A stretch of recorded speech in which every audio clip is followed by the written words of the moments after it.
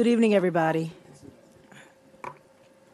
We're going to begin shortly. We allowed the sign-in for hearings to go a little bit longer than posted, so while our administrator is getting those, we'll go ahead and just go through some rules. My name is Terry Hill. I'm the chair for the House delegation in Howard County, and this is Senator Guy Gazzoni, who's the chair of the delegation, Senate chair. And we'll just go over a couple things. So first of all, we want to welcome you all.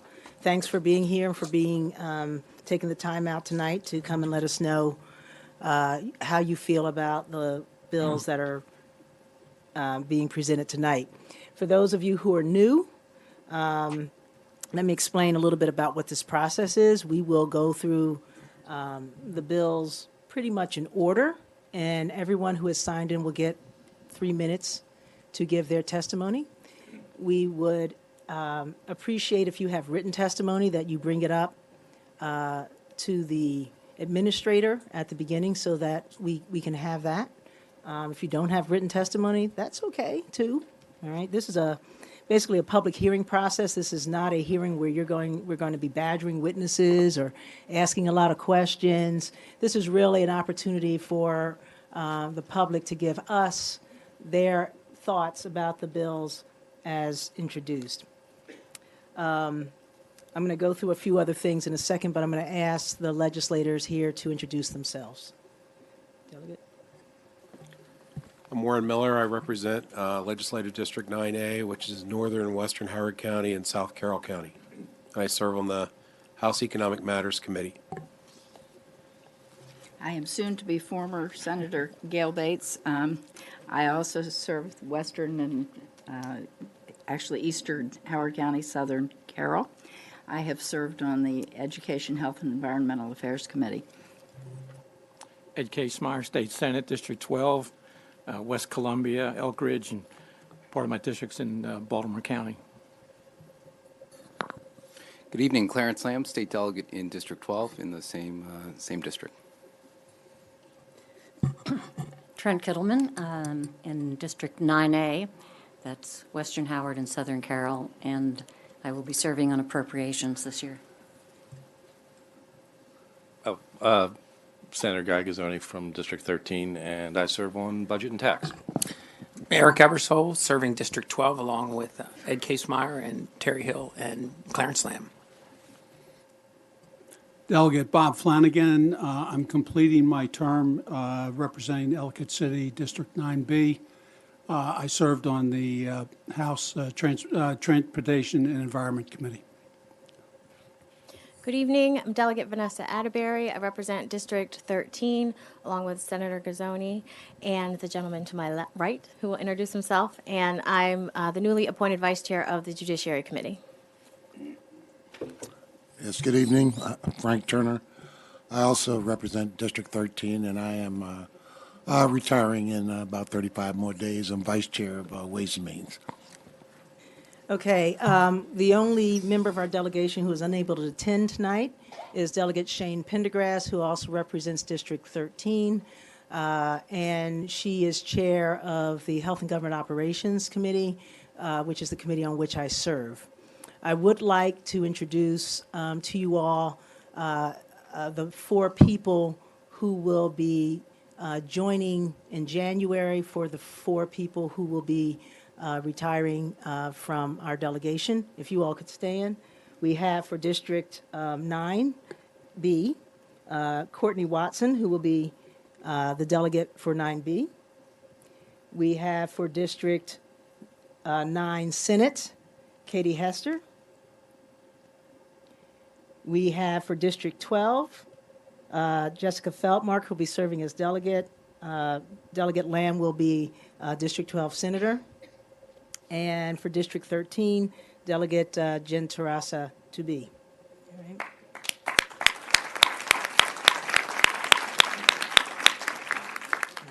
We'll also be having another public hearing, which will be announced at a later time, and that will be for the bills that are being introduced that are statewide bills. So tonight are really about the bills that are just planned to affect Howard County, okay?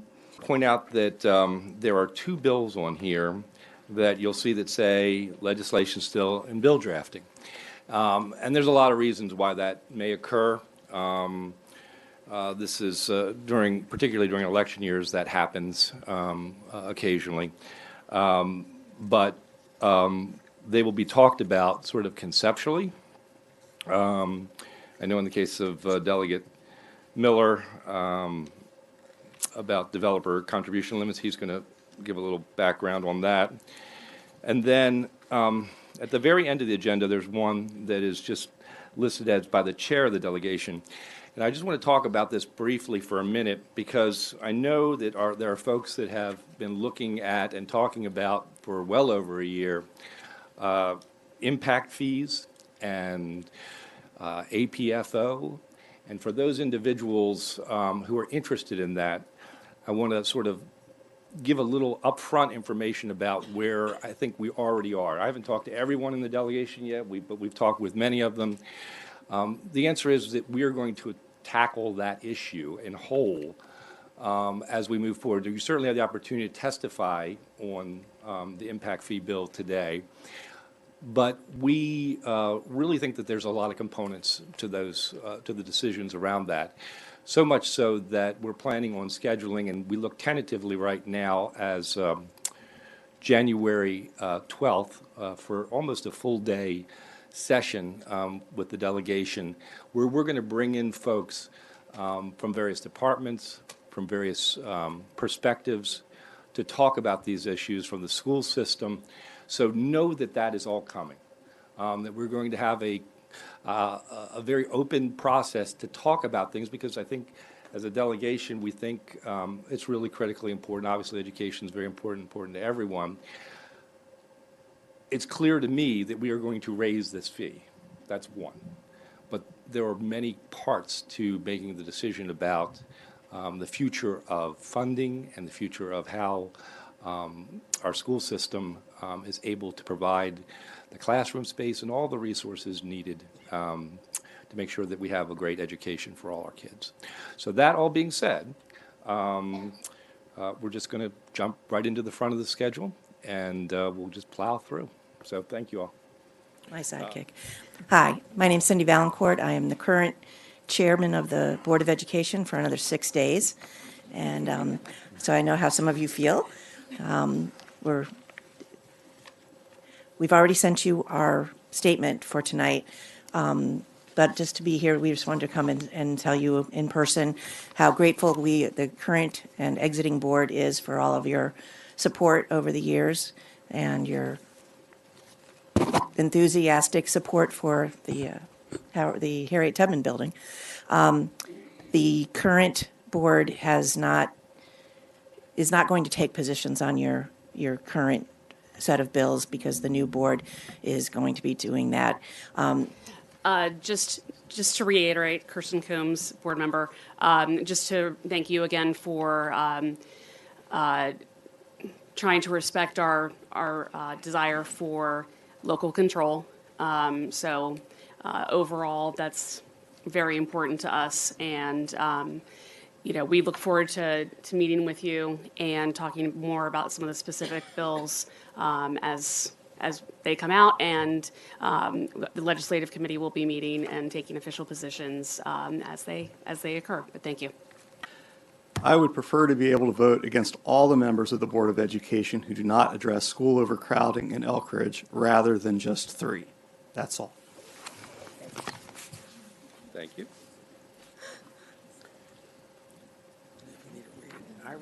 Good evening. My name is Colleen Morris. I am the current president of the Howard County Education Association, so I'm speaking on behalf of 6,000 of our educators in Howard County. Before I go on to the next, because I have another bill that I was going to speak on, were there any questions, or just go to the end? Keep going. Great. Okay. So the other one was the impact fees, which Senator Gazzoni talked about earlier, so we're looking forward to that work session. The only thing that we might have a concern about is the way that they're proposed being spent. So we're in favor of the impact fees increasing, but if you can only spend them by district, that takes away some of the local control, which we are always in support of local autonomy. Okay. Thank you. Thank you. Okay, thank you. On 319, if I may, before I hit 119. Good evening, and thank you for this opportunity.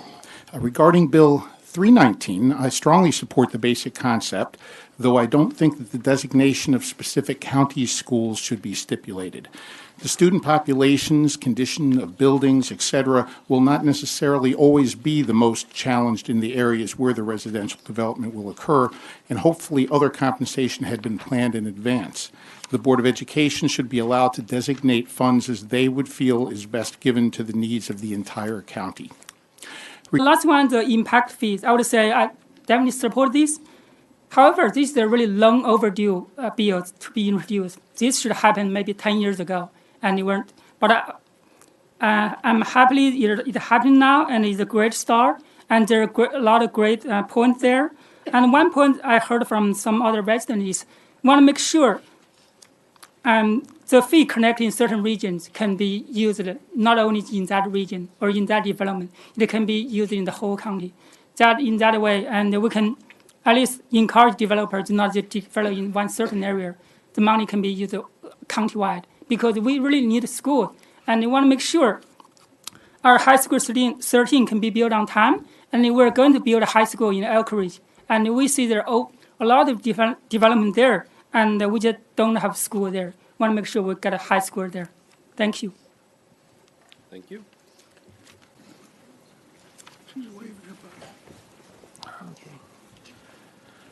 Good evening. I'm going to try and be real tactful here. Is it okay if I talk about both the bills I'm signed up on? Or Yeah, just what's your other bill? It'd be the impact bill. The impact fee. The idea of this, of course, is to maintain and continue to improve Howard County schools. Great idea. The Chamber wants nothing but the best schools for Howard County. Better the schools, the good schools mean, more people want to live and hold their businesses here in Howard County. Having said that, we do take exception to what seems to be a rather large increase in this impact fee. They're concerned that the increase might impact or inhibit future development. I'm sure that is not a concept that's lost on you, and you probably considered that when you looked at the bill. They're concerned that the result in the revenue estimates might not actually be achieved, and which might complicate things. The Chamber is willing certainly to work with the delegation, as the chairs have indicated they would like everybody to do, to achieve the optimum income, including development growth, comprehensive planning, and redistricting. Be glad to answer any questions. Was I tactful? I hope so. Thank you very much for the hearing, and look forward to working with you. Thank you. Relate to education. I want to talk about the Howard County Board of Education redistricting requirements. I'm not sure what that is going to look like, but like many others have talked about, local control is a big issue in Howard County.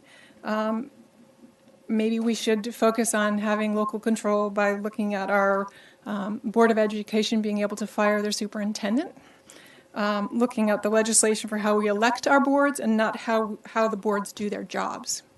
The other bill is Delegate Miller's ethics limit on developer contributions. I don't know what the language of that is either, but in theory, I'm all for it.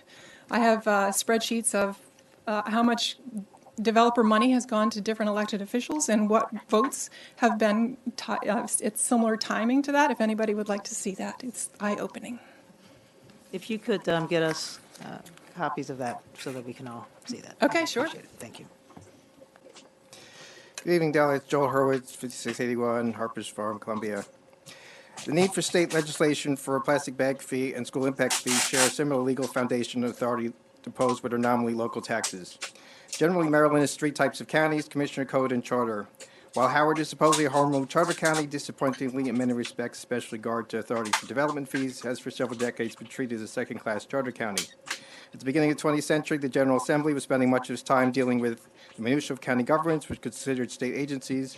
In 1915, the Home Rule Amendment was added to the Constitution. After the county adopts Home Rule, the General Assembly is prohibited from passing a local law on one for one county on a topic covered by the Express Powers Act. Yet, admittedly, these taxes are not covered by the Act. Yet, ironically, a century after the Home Rule Amendment and 50 years after Howard adopted its charter, the General Assembly continues to micromanage the affairs of our county. While Montgomery County in 1963 was given broad taxing authority with the powers of state, Howard must fight for these powers in session after session after session. In the 1990s, the county's authority to charge a room rental tax and an excise tax on development was provided for only 2 years. It is truly disappointing that the succession of delegation members of both parties, especially those that have served on the council, have continued to micromanage Howard County for several decades. In recent years, I've written about and testified before you in the General Assembly on bills that showed a lack of deference for our county's home rule powers, including the Meriwether Noise Law and the original language in Delegate Flanagan's anti-trafficking massage bill. I thank Delegate Hill for her sponsorship of the plastic bag bill after I requested on behalf of Less Plastic Please. And while I emailed the delegate last session's bill for PG County, which is before you, I believe a strong argument could be made that the authority to charge a bag fee should be granted to all charter counties as an extension of their health and welfare powers. I would have desired that the details of the bill be left to the counties and only state that a county shall be authorized by local law to charge a fee on bags. However, recognizing that PG's bill has failed to make it through the legislative process to pass many sessions, I realize it lacks political support. I urge your support for this bill and for those of PG and other home rule counties that seek such enabling authority. A similar argument could be made that all charter counties should have authority to set their own development impact fees. Your delegation bill is not an enabling bill. It continues to mandate that Howard charge a development fee, whether it be $1 or $4 per square foot, index of inflation. It's overly restrictive in some aspects, with its spending and reporting requirements worse than last session's bill with an unworkable school capacity formula. It is somewhat insulting that the county with a $2 billion budget is being restricted on how much it spends a few $1 million of its own money. The 2004 law should be repealed. Howard County should be given the unlimited authority to sell its own development impact fees with its own formula for the purposes which it determines. This is generally the case for most of the county's development fees, including Carroll and the 6 code counties, which the law simply states on about 2 lines, without restrictions even as to school construction, quote, by public local law, the county commissioners of a code county may impose development impact fees to finance any of the capital costs of additional or expanded public works, improvements, and facilities required to accommodate new construction or development. And lastly, I also think an argument could be made that the flood standards bill might be partially unconstitutional because of the county's authority to establish storm drainage districts, regulate zoning and planning, soil erosion, and building construction, all under the Express Powers Act. Okay. All right. On Any Longview Drive in Valley Mead, which is part of the Plum Tree Branch, which is part of this legislation this evening. I'm here and want to say good evening, and then also thank you for allowing me the opportunity to speak before you tonight about Howard County Bill 1119. I am testifying in favor of this bill. Devastation by flooding and overdevelopment impacting these 3 watersheds, Tiber-Hudson Branch, New Cut Branch, and Plum Tree Branch, have been ongoing and more frequent since 2011. Loss of life, loss of personal and commercial properties, and loss of peace of mind are beyond description. I live in Valley Mead, and my community has felt the impact of the flooding of the Plum Tree Branch. If Ellicott City floods, then most likely Valley Mead will feel the same devastation.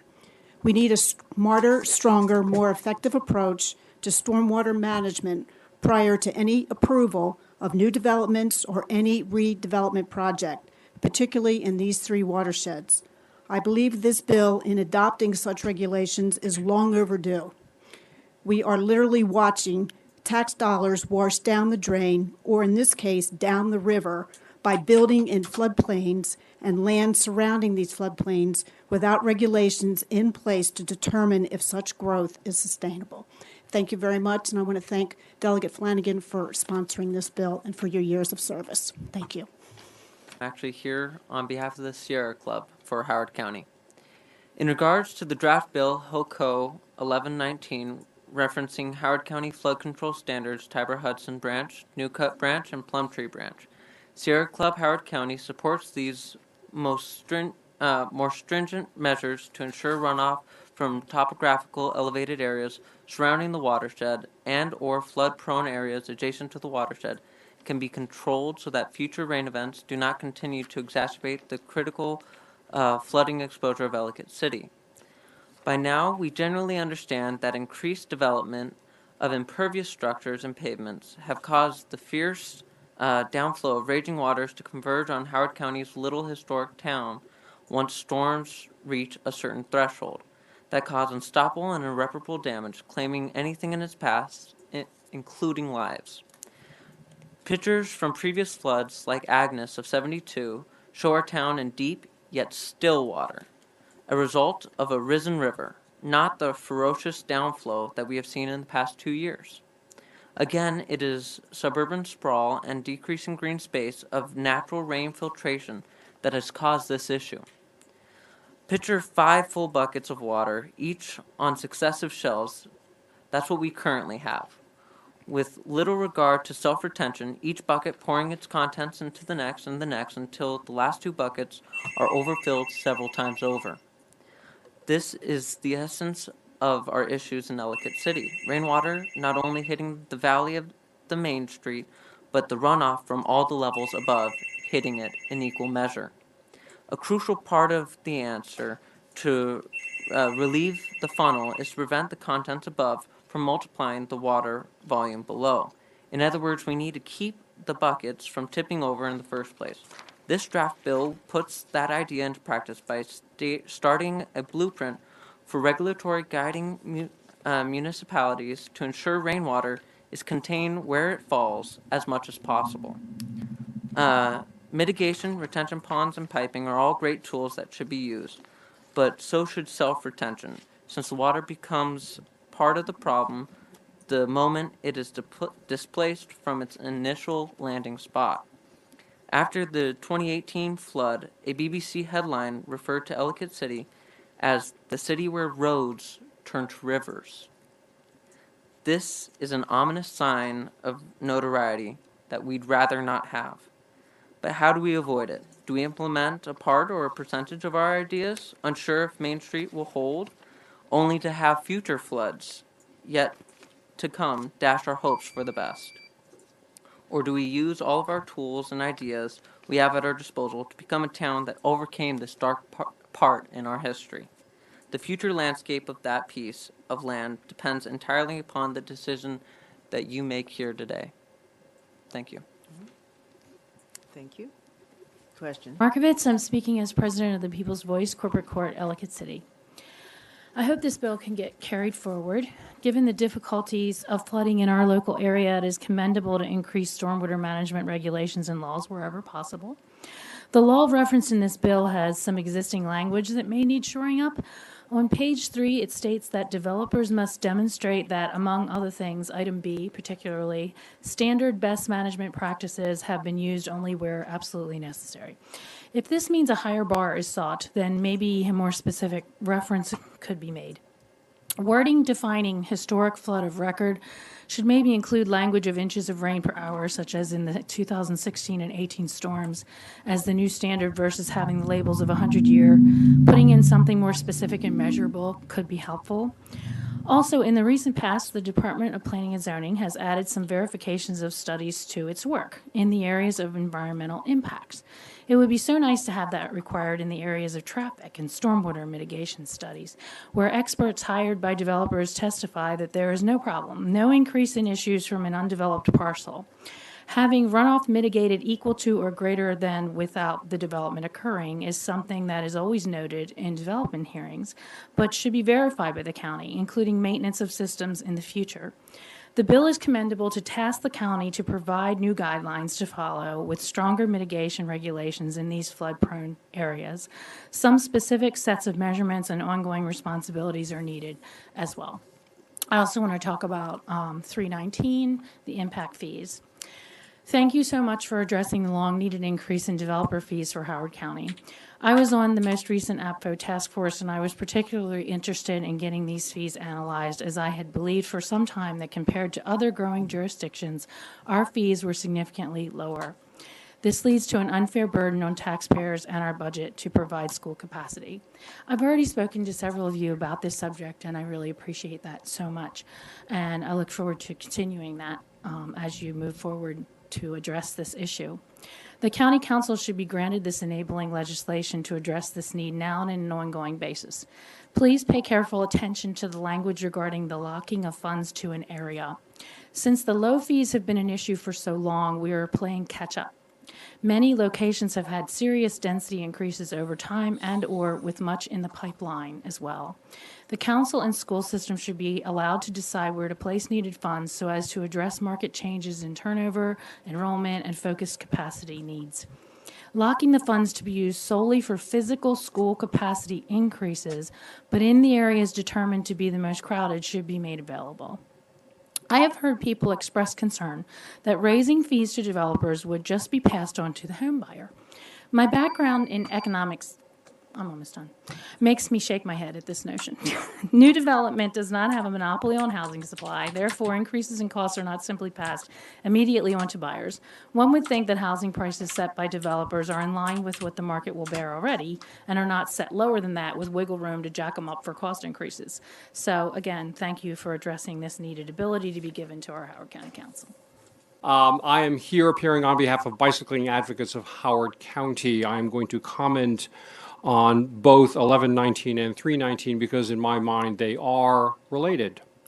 Flood control, one of the interesting aspects of the flood control bill from the bicycling community's desire for environmentally sustainable transportation is that the bill doesn't quite go far enough.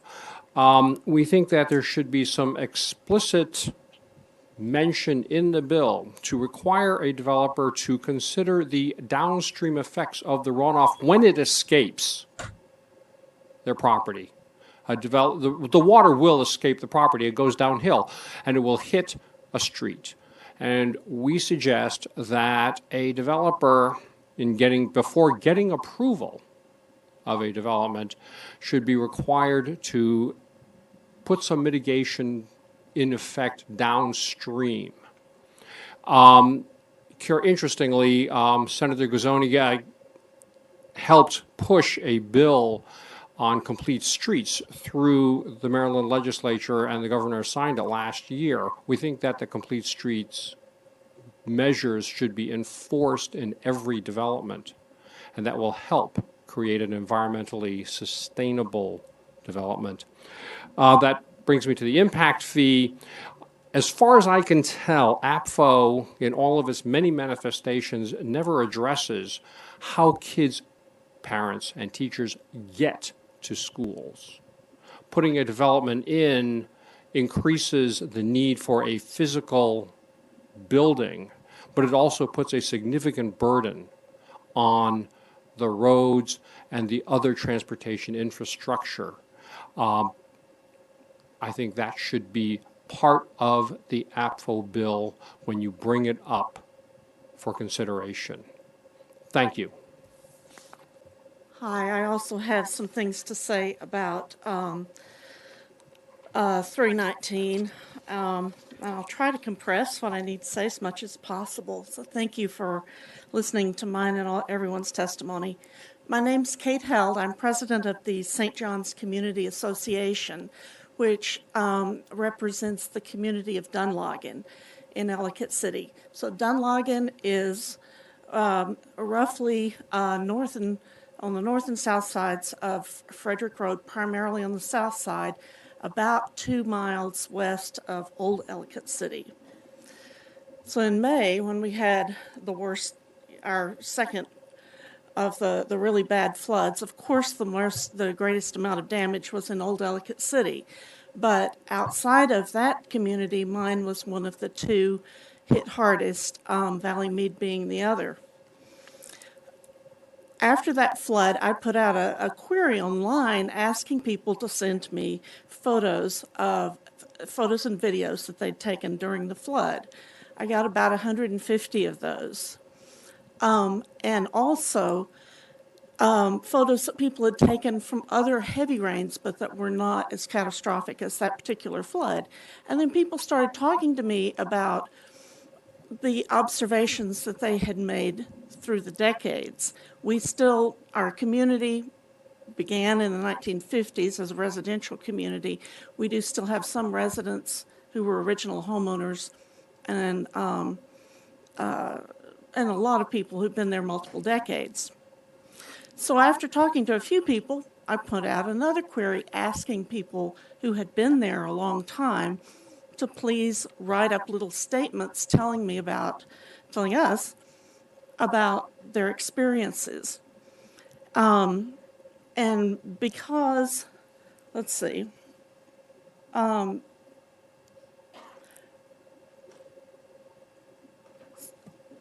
okay, so they have reported that drainage problems have worsened with increased housing density, including houses built on infill lots and the general placement of new homes without regard for the impact of drainage for surrounding existing houses. And although this is anecdotal evidence, altogether, I think it provides a strong case that the problems that we've been seeing recently cannot be passed off as being dismissed as climate change. I'm sure that's a factor, but development is, I think, clearly has been a problem in our neighborhood. So that's just a little point I wanted, I thought was important to make. And then about 319, the impact fees. Just want to say here in Howard County, we pat ourselves on the back a lot about the quality of our schools, and people do in Maryland, and I actually think we do it a little bit too much. Maryland comes out first frequently in the U.S. News ratings, which are based on the numbers of high schools that they find in each state that they consider top high schools. Doesn't say that much about the overall quality of education in Maryland. In their rankings of overall quality, we come out 13th. Another rating system has us as 8th. But the only apples-to-apples comparison of educational outcomes by state is the National Assessment of Educational Progress, the NAEP, which administers identical tests throughout all the states for grades 4th, 8th, and 12th. And based on those scores, Maryland does not fare well. Reading scores for Maryland 8th graders ranked 22nd in the nation last year. Mathematics scores for 8th graders ranked 32nd. We were not in the top half of the states. Now, Niche, which is a website, has builds a good case that Howard County probably does have one of, if not the best school district in the county, in the state. Good for us. But how long are we going to be able to maintain that? Since 2009, class sizes have been increasing steadily because of budget issues. Between 2010 and 2015, we went from 14% of farms kids free and reduced meals to 20%. Looking at the exact numbers, it was a 43% increase.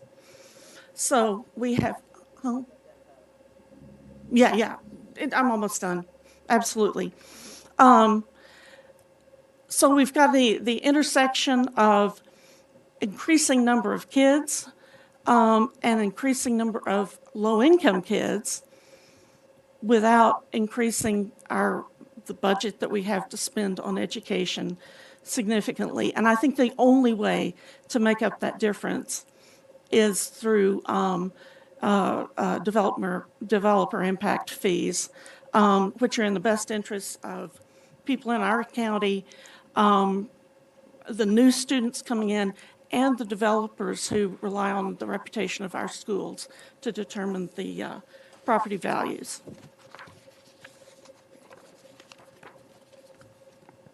With an organization called HARP, the Howard Association for Responsible Planning, and there are also a few other members here with me tonight, if they would to stand.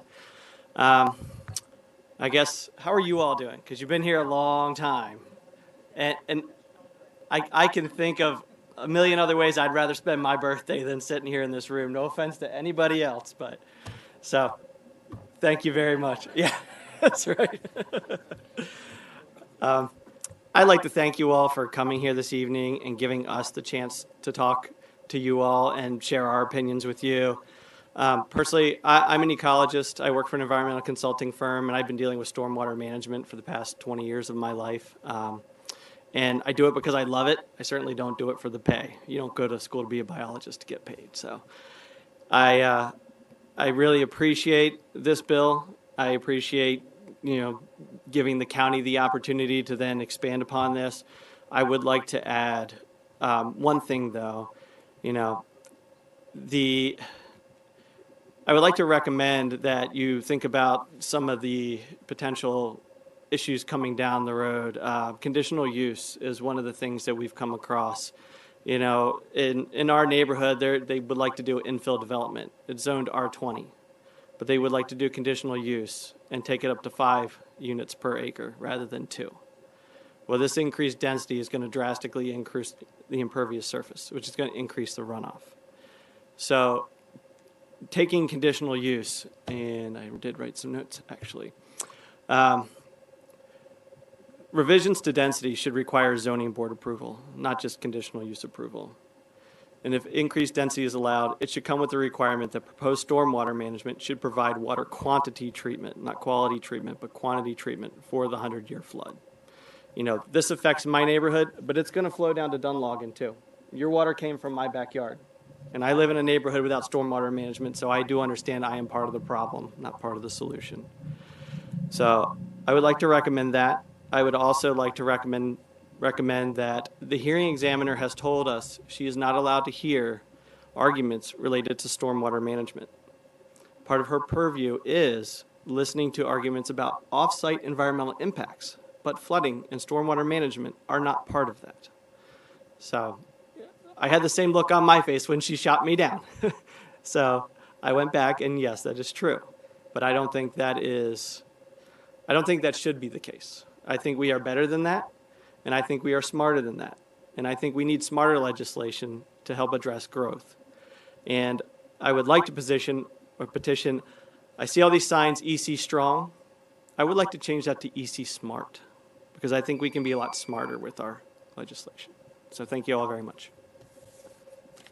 Will you be able to give us written, just submit it at some point so that we can? Sure, I was jotting notes down while I was getting dinner because for my you're kids giving tonight. us information and we've got nothing to refer to it Sure. except our memories at 11 o'clock at night. Yeah. All right, thank you.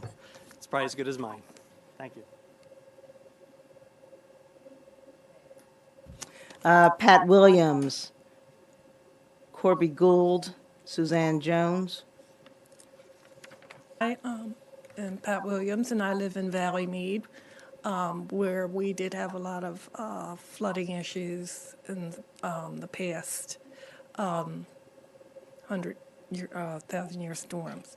And we actually did have to have some neighbors rescue people because all the emergency vehicles were in Old Ellicott City. So just not to say too many things that have already been said. I agree with all of them, and I support this bill. Okay. Just want to say that. Thank you. Thank you. Thanks for being here tonight. My name is Corby Gould. I live at 3606 Craigsmore Road, Ellicott City, and I basically just want to say that I also support it.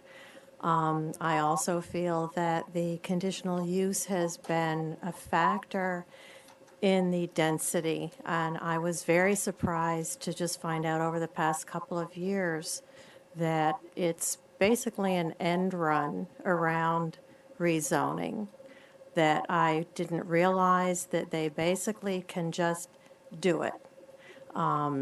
If they say it's 55 and over, they can get the density without regard to, like Mike said, any of the impact of the storm water, anything like that. So I was very disappointed to find that out, and I think that that should change. I very much support this legislation. I hope that it will pass. Thank you. Next bill, 1219, ethics limit on developer contributions. Okay, so I'm going to credit Delegate Flanagan with the genesis of this bill. I've kind of taken over his research. This is modeled after a 2011 bill that was passed in Prince George's County by Senator Miller, passed the body unanimously. Howard is one of 4 counties that currently have ethics laws regarding either disclosure or prohibition of contributions by developers during a period before or during review of proposed development projects. I did a little research here. Howard County currently you have to report contributions or if the developer is engaged in business with the county council person or county executive. And there's a reporting requirement. Frederick County, there's a total ban during the review process for the development project on developer contributions. Montgomery County, there's a reporting requirement. And then the bill this is modeled after is in effect in Prince George's County, which is a 36-month ban before the actual development review, or the pendency as it's called. And it also precludes the council person or the county executive. They have to excuse themselves from voting if they received a contribution in that time period. I wasn't aware of this bill until some of my constituents brought it to my attention. They felt it's very important in consideration of school overcrowding and other issues that have gone on. We just heard about conditional use. It's not uncommon for me to door knock and get anger from people who bought houses with pristine backyard views only to find out that there was going to be infill development. And instead of having a nice wooded view behind them, they have 2 houses or 3 houses or 5 houses. And there's a lot of frustration with that throughout most of Ellicott City and other parts of the county. So I think it's a time for our delegation to kind of take a look at what is going on and review this bill. Hopefully bill drafting will have it available soon. I wasn't able to get it out in time for this hearing, but I've talked to Chairman Gazzone about it, and hopefully we'll have it shortly for distribution. So my name is Jonathan Rivlin, and I'm a certified public accountant. I've been a CPA for over 20 years, and I specialize in taxation and business, and I've spoken in front of large groups before, and I found myself getting nervous in my preparations for today. And the reason is because this really matters. It's more than just debits and credits and revenues and expenditures. These are our lives, our neighbors, our children and grandchildren, our memories, our heritage. It's all of us. And I am more than happy to get as deep into the weeds with all the arcana of the laws as you would like. I enjoy that. I was up till 4 in the morning going through Howard County's public law on the website. And in spending 2 decades going through federal tax law, I got to tell you, I found quite a few loopholes in Section 16 that, well, I'm going to be at that hearing on January 12th. Okay, so before I go into my suggestions, I just wanted to inspire you as our leaders to make the tough choices. I don't envy you for the positions you're in. You favor one bill or you're against one bill, someone's going to hate you for it. I thank you for your service and leadership.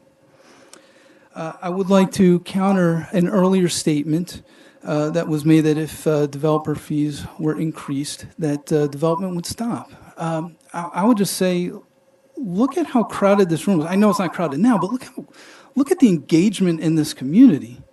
Right? You all have been here a lot longer than I have, but that's just going to go away because fees goes up. I don't believe that for a second. And I've been advising businesses for a long time, and it's all businesses live and die on the assumptions that they make. So what I would say is reject an impoverished mindset. And thank you. Reject an impoverished mindset. Think big. This is Howard County. Be proud. It's worth fighting for. with just a few high-level proposals, I would say, with concern to professional ethics, I would strongly encourage the council, the delegation, to adopt the AICPA's Code of Professional Conduct as promulgated in the end of 2014.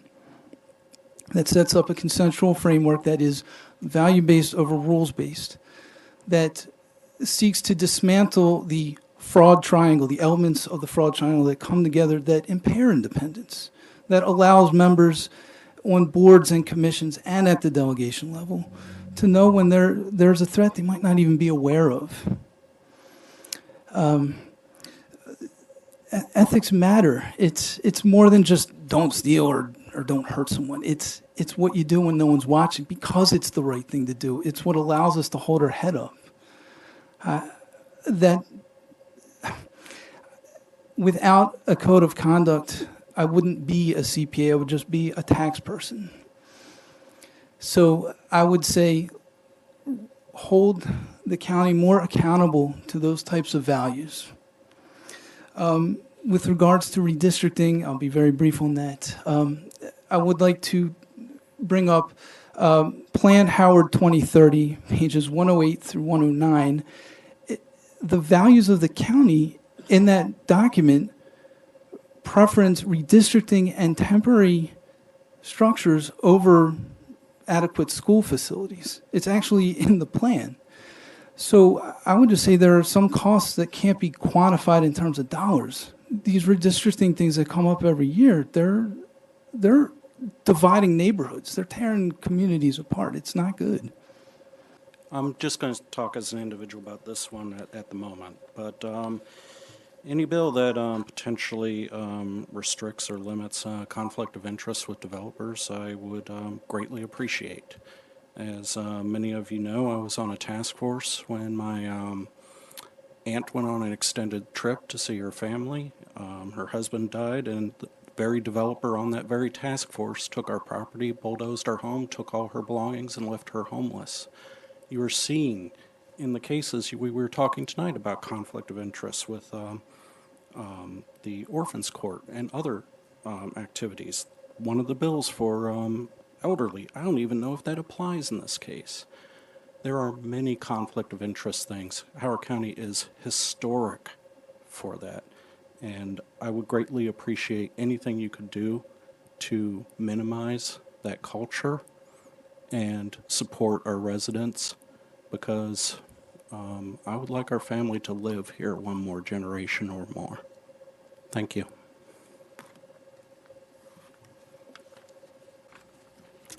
Hi, my name is Beth Gettleman. I'm from Ellicott City. I'm the Executive Vice President of PTA of Howard County, although I'm not here in that capacity this evening. I'm just here as an angry mom who's concerned about overcrowding in the schools. I am in support of 319, and I decided to stay tonight and give maybe 60 seconds of testimony just to remind you about all the thousands of parents in the county who are home with their kids tonight who couldn't be here, who are just as concerned about overcrowding as I am. I know because I've talked to them at the bus stop, at PTA events, at soccer games, at baseball games, at the grocery store, and I'm sure you have too. So I'm heartened to hear that there's going to be another meeting to talk about this issue in January. I think increasing the school surcharge fees is important it's an important piece of creating a comprehensive solution to overcrowding in the county. And that needs to be part of a solution that includes responsible growth, that protects the investment that the Howard County taxpayers have made in their public schools.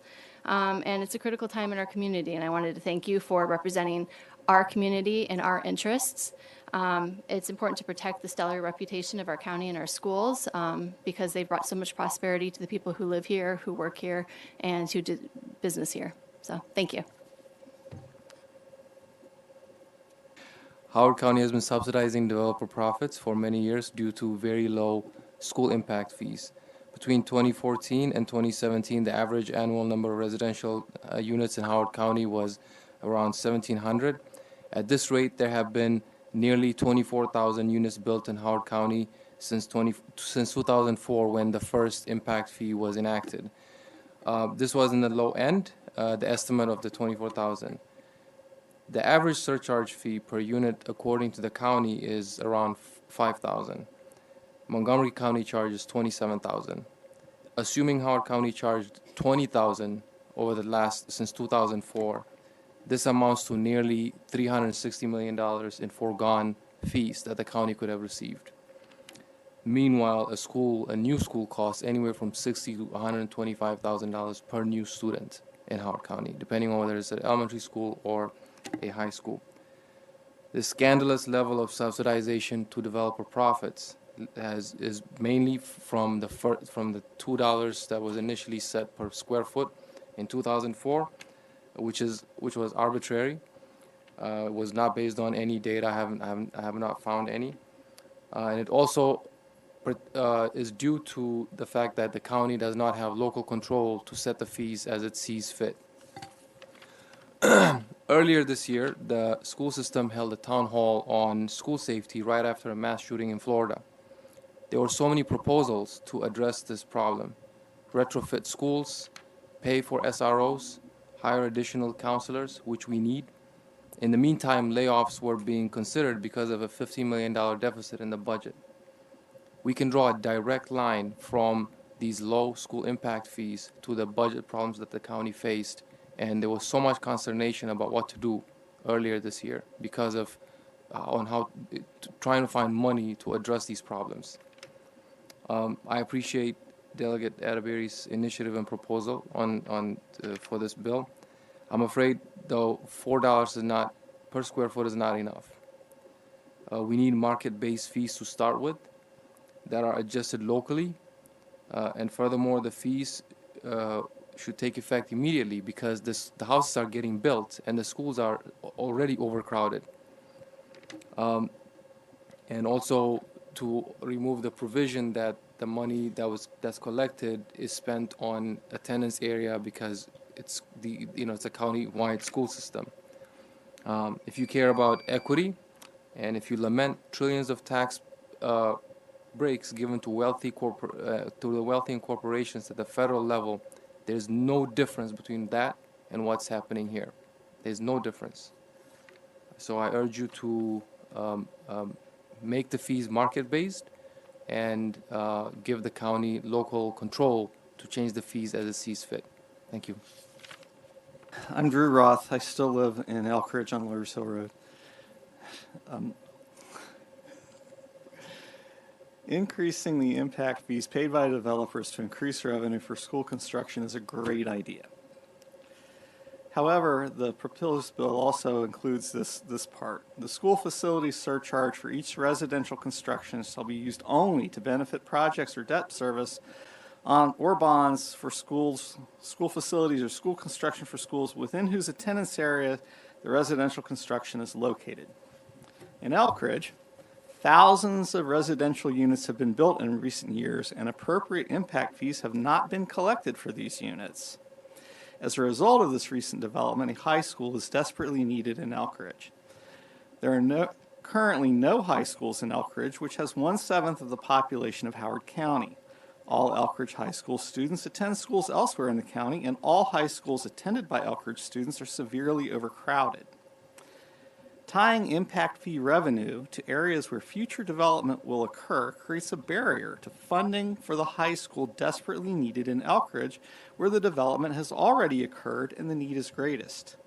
When it is time to choose the site for the next high school, will the site be chosen based on the need of our students, or will it be based on which site will generate the most impact fees?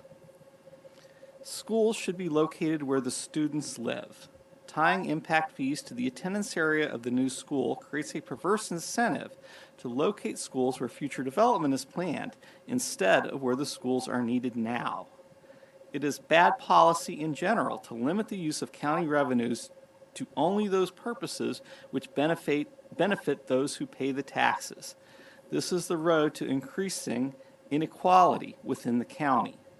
In Elk Ridge, our taxes were used to build Marriott's Ridge High School, which does not address the needs of our students and which to this day is not at full enrollment, while the schools needed by Elk Ridge students are severely overcrowded.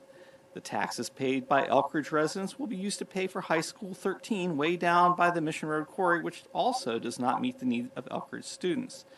Now that it appears High School 14 may finally be coming to Elkridge where it meets our needs, you are considering changing how we pay for schools so that they are paid for by local development, which has already occurred in Elkridge.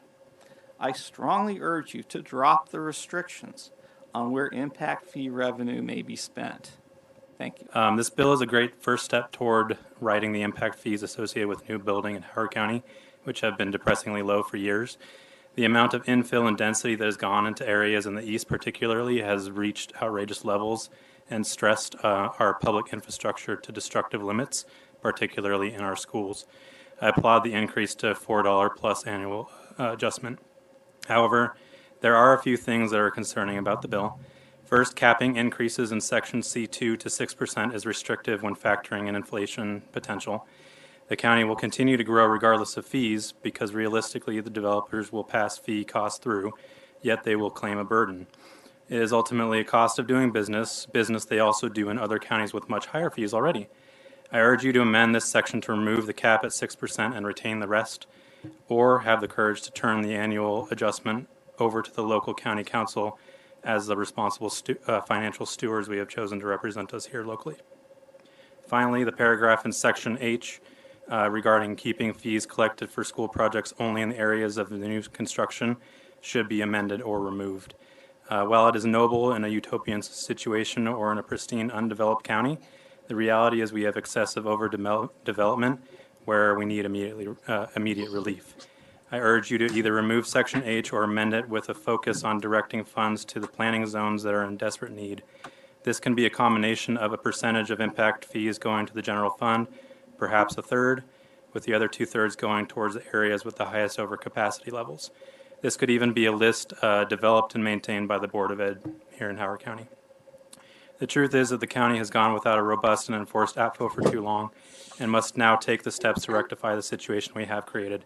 We must relieve our existing capacity problems and build the schools in the areas where the children already live. Thank you. I can start by saying ditto to the comments from Mr. Hadku and Mr. Roth and Mr. Viverette. For 2 consecutive years, citizens have been sorely disappointed by the delegation not being able to provide the relief we need in the form of higher development fees to provide for adequate public facilities. As you've heard, clearly the need is immediate. So instead of going into individual items, I'm just going to give you a bit of a pep talk in the way of requesting.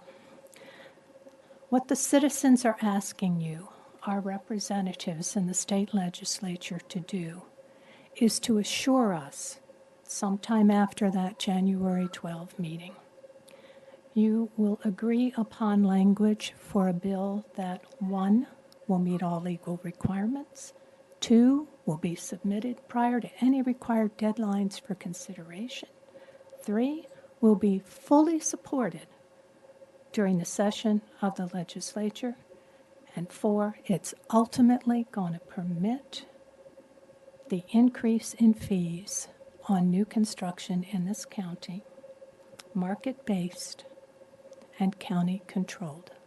Can we do it? Will the third time be the charm? We're really rooting for you. Thank you. I am currently operating as, or acting as the president of the PTA Council of Howard County. And this is a topic of great personal concern as well as the PTA community. Year after year, we have passed motions in support of adjusting the fee structure in order to meet what we call market rate, the actual costs of adding students to the school system. Thank you very much, Mrs. Atterbury, for introducing this flavor of the bill for the children, and it is greatly appreciated. We will be following this with positions as details come forward, and especially with our January 12th session it looks like we have coming up. To reiterate, the amount may seem a little high, and it is generally in line with enrollment growth. The ability to review these fees once every 5 years is also a very positive component of this. A regular review of the base fees and the methodology is critical to making sure we meet our objectives.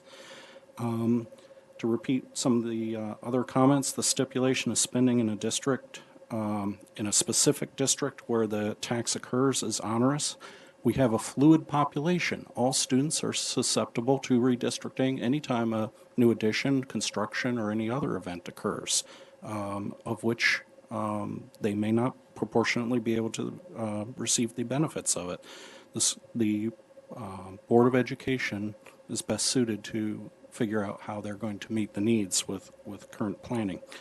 And to finalize, the cap is in line with some predictability efforts, but overall, it could greatly hamper the ability for this fee to deliver its final result.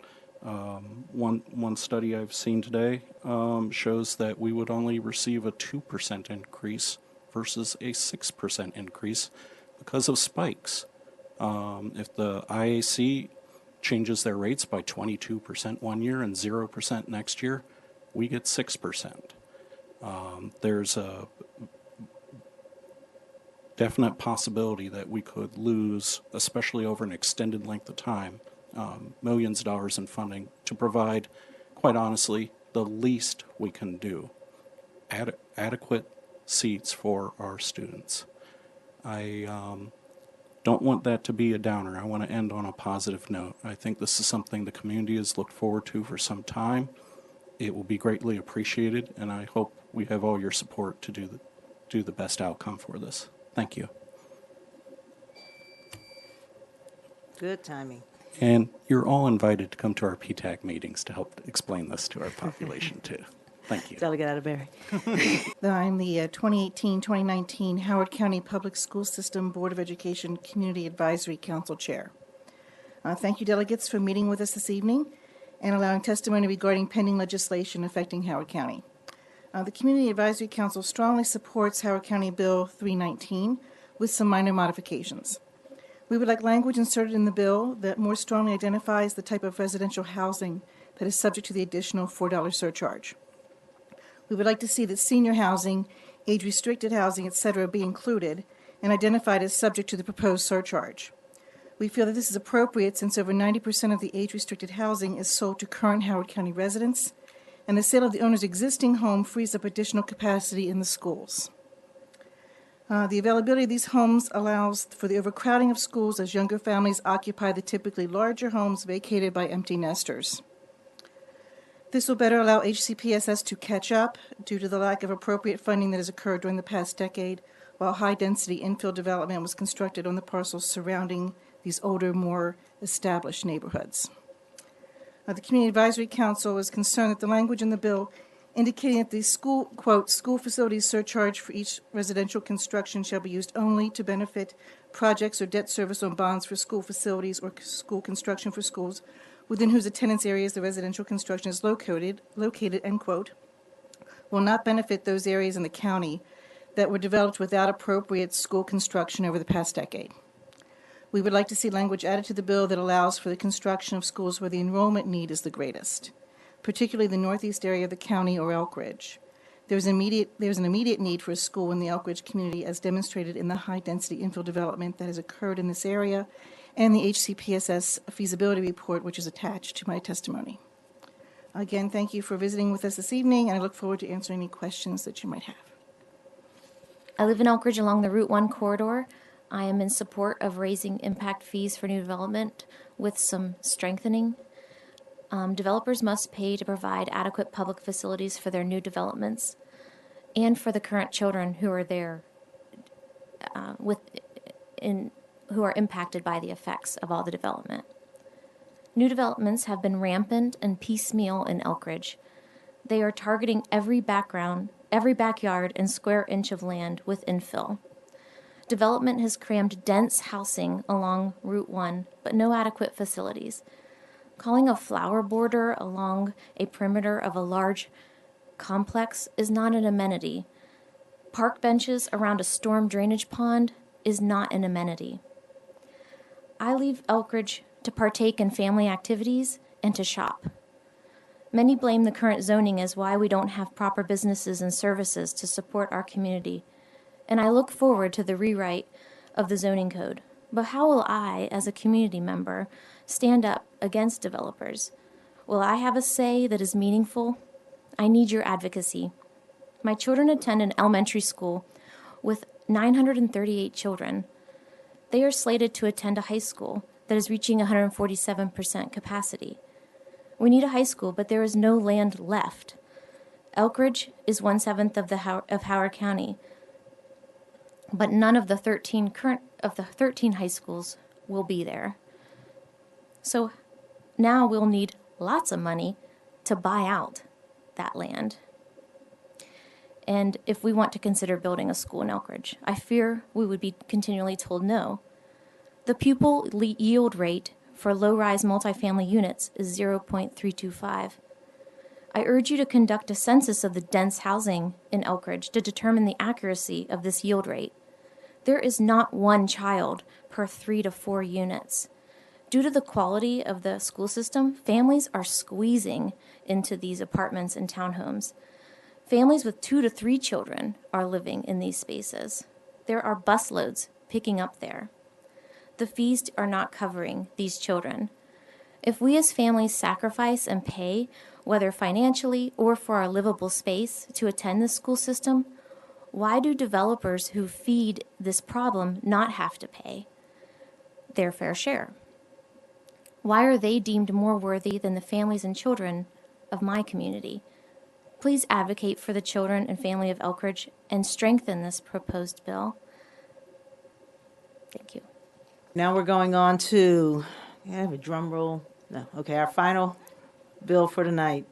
819, Board of Education redistricting requirements. Again, as Chairman Gazzoni mentioned, we do not have language currently on the bill. We will have a work session on January 12th to address this along with the impact fee issue.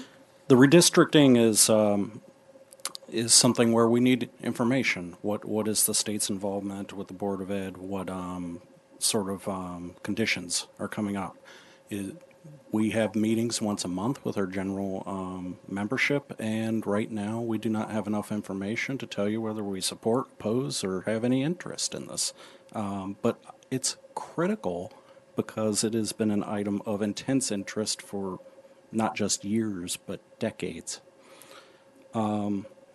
This item obviously will have a close interrelation with APFO, building, budgets, and relocatable and temporary capacity, all items we have a very close interest in.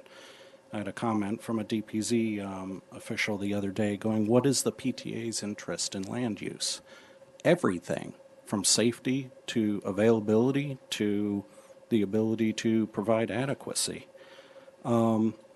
Without knowing much, I can only say that this is a concept we're interested in. I would offer, since we're on the topic, when redistricting occurs due to new construction, due to additions, due to new schools, or meeting the criteria set by the board, there are difficulties, as everyone has seen. They do the best with what they got.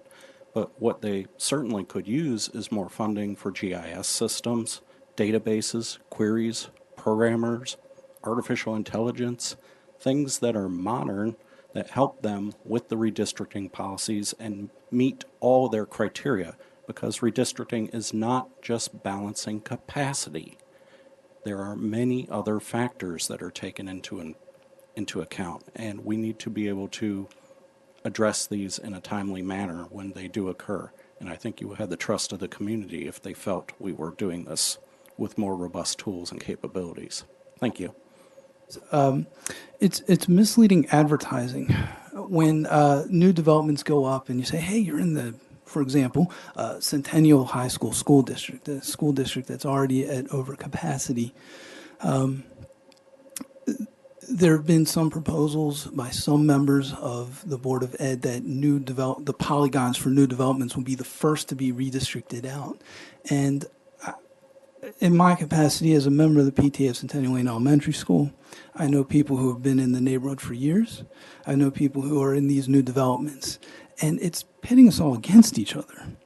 I feel horrible if someone buys into a neighborhood and then, under the saying, hey, I'm in this school district, it's great. Oh no, but it's overcrowded, you gotta be the first out. That's not fair, that's misleading advertising. There should be some sort of prohibition against that kind of just freewheeling. It's deceitful, right? So I didn't write testimony because I didn't want to be redundant about the topics to discuss. So I just want to tell you my for and against on what bills and kind of some bullet points. First of all, I would just want to say I'm so happy to be here tonight in the capacity that I am versus last year where I felt like I was begging to be heard. I think you all listened and you're here. And our current county executive and our county executive-elect has heard and everybody's on the same page. So it's such a good feeling to be here. And thank you for getting the conversation started. So with that, just to start on this bill, I just said thank you, but thank you to Delegate Atterbury again for putting this bill forward to get the conversation going. Thank you to Senator Gazone for telling us in advance the January 12th date so we can plan for it. There's thousands of parents interested in this bill. So we'll be there, hopefully, to hear the conversations about this. I do ask for basically 4 asks on the bill, that it is market-based I just want fees. to be clear, too, that you did say to hear what's going on, and I think that's really important, and it will be completely open, but it will be a work session. It's not going to be another public hearing. Okay, just want to make sure everybody understands that. I think just meaning that we'll be there to hear the conversation, but not testify. Yeah. So again, just ask about it, that it's, the fees are market-based, that they're county-controlled, that they are in prioritization that is controlled by the Board of Education, because we, according to Dr. Martirano, we're behind the ball with needing 5 schools currently opened. So prioritizing with future development wouldn't work out when we're kind of behind the 8 ball in that. And just please note delays in implementation of the fees. As far as the redistricting bill that's put forth, we just need more information, obviously, on that, which we're looking forward to hearing. My only apprehension about that discussion is that redistricting is kept within local control and is not used in any way, shape, or form to basically undo any of the success we had with implementing the new school capacities. Going back to bills that have been discussed before, for Howard County Bill 419, with the disposable bags, I do want to say that I am in favor of that bill for the record, because it simply authorizes Howard County to impose the fee. If that is granted to Howard County, what I would like to see addressed by the county council is some ideas about where that fee goes. And I'll just leave it at that.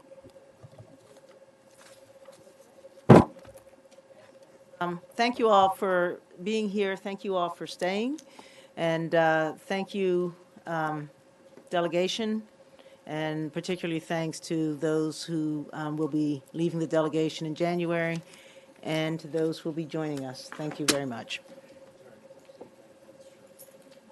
Say thanks to who? Oh, Sheriff's Department. Gentlemen, thank you so much for staying with us this evening. And to our staff, thank you all. Where did Eric go? Aaron and, was it Eric? Who's helping? Who was helping? Thank you. Was it Eric? Yeah. Yeah. Thank you.